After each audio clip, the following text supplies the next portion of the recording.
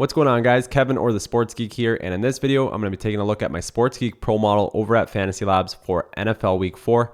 And this week, we're going to be taking a look at the quarterback position. So last week for Week 3, I previewed 5 wide receivers that were ranking pretty high in the Sports Geek model. 3 of those receivers had big games, including the big one, which was Terrell Pryor. He was 3,400. He put up over 34 DraftKings points at about 3% ownership. So if you guys included him in your lineups, you were definitely off to a good start. So hopefully we can have similar success this week with the quarterbacks I'm going to talk about in this video. So first thing I want to mention is that I'm going to include all 15 games for this model preview.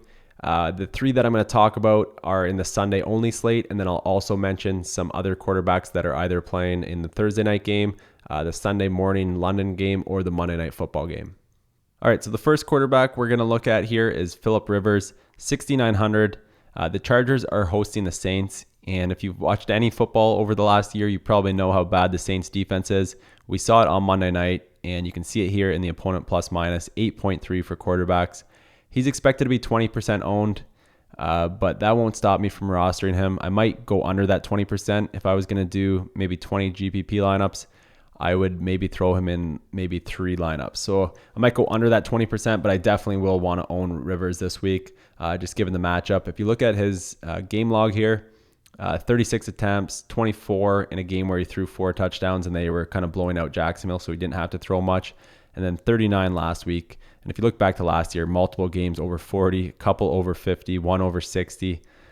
Pretty crazy. He throws the ball around a ton, and against the Saints against the Saints defense, that usually leads to points. So Rivers is someone I like this week. I'll definitely be playing him. Again, he's gone up $200 in price, but still pretty cheap at $6,900. So I'll be playing Rivers this week, and I would consider him in cash games as well. Next up here is Kirk Cousins, 6,500. The Redskins are hosting Cleveland, so another quarterback who is fairly cheap and in a good matchup and at home. His projected ownership is only 10%, which I was a little surprised to see. I thought more people might be on him. Obviously, this can go up throughout the week. It's just an initial projection. But if he is projected to be about 10% owned or 9 to 12%, I will probably be above that. I'll probably have 15 to maybe 20% ownership on Cousins. Just really like his matchup, and I think he's got some elite receivers to throw to. Obviously, we got Reed, Deshaun Jackson, and Crowder. Those are 3 options I would pair with Cousins. And at 6,500, I think that's way too cheap going against Cleveland. I think this game could be high scoring. So Cousins is definitely someone I'll look at. If you look at his game log, he's thrown for almost 300 yards in all 3 games. Last week, he missed out by 4 yards. But the only reason why he's not putting up big DraftKings scores is the touchdowns, which I think will come. If you look to last year, he had multiple games with 4 touchdown passes. Usually throwing the ball over 30 times, a lot of times over 40 times. So I expect Cousins to have a big game. If you look at last year's game logs too, you can see 34, 31, 38, 35, 25. Lots of really high scoring games on DraftKings. And at 6,500, if he puts up maybe 30 DraftKings points, you're going to be happy with that. So definitely a guy I'll have in GPPs, and I would consider him in cash games as well. The third quarterback I want to talk about here, who is ranking 4th in the model overall and 3rd in the model for the Sunday only slate, Joe Flacco, 5,900 going against the Raiders. Expected ownership of 2 to 4%. And one reason I'm struggling with this a little bit is I'm not really sure how good the Oakland defense is. The first 2 games, they were awful. And then last game, they looked just unreal against Tennessee. But obviously, that's Tennessee. The first 2 games were against pretty elite offenses with the Saints and the Falcons. So now we've got Baltimore here. Baltimore's at home, and it's tough to know what this Oakland defense is. But just going back from, let's say, the last 2 years or something, the Oakland defense is usually below average. So I think this is a good spot for the Ravens to put up some points. And with Flacco only being 5,900, I think it's a good spot to roster him, especially in GPPs where his ownership is expected to be below 5%. If you look at his game logs, he's still throwing the ball quite a bit this year. If you look back to last year before he got injured, he didn't have any games under 33 attempts, multiple games over 40, one here with 53. And this year so far, it's been 33, 45, 40. He hasn't really had the production, but I think it is going to come here soon.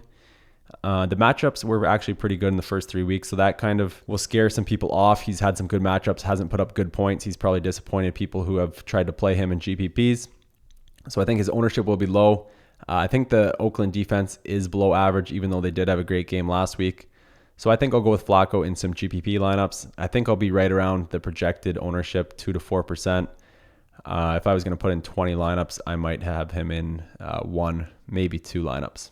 So those are the 3 quarterbacks I wanted to talk about for the Sunday slate. If you're playing the Thursday slate, we've got Andrew Luck rating high. He's definitely someone to look at. Although in that game, he is 7,400. He has had a really big game in week 1. He's had a lot of big games in the past couple years for fantasy scoring. But in that game, I think I would rather go with Bortles, who's still ranking pretty high. Not as high as Luck, but he's $1,000 cheaper. I think Jacksonville's defense is slightly better than Indianapolis this year. So I think I would rather go with Bortles. I think he's got better targets right now. Luck's missing Moncrief, so he's only really got T.Y. Hilton for the elite pass catcher. Bortles has Hearns and Allen Robinson. So I think Bortles would be my play in that game. I don't mind playing either of those games in GPPs if you're playing the Thursday slate.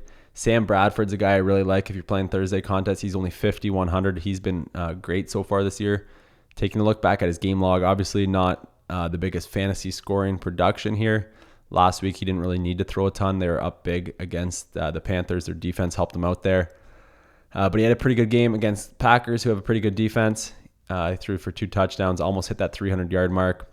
He's at home, prime time, in the new stadium again.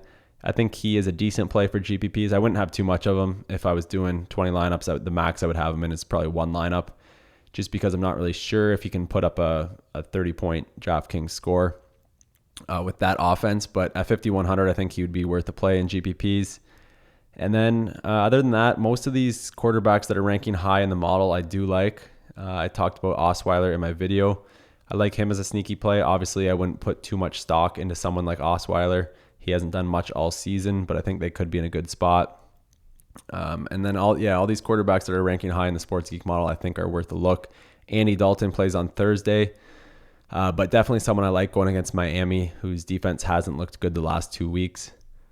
And that's it for the video. These are the 3 quarterbacks I wanted to feature. They're the highest ranking for the Sunday slate currently. These rankings or these ratings will change throughout the week as the Vegas totals move and the projections move and all that. So make sure you're checking up on the Sports Geek model. And if you don't have an account at FantasyLabs yet, you definitely should sign up. These pro models and the making your own models and all that just really helped me out personally. And I know it's helped a lot of people out. So definitely sign up if you haven't already. Good luck in your contest this week, guys. I hope you guys make some money. Cheers.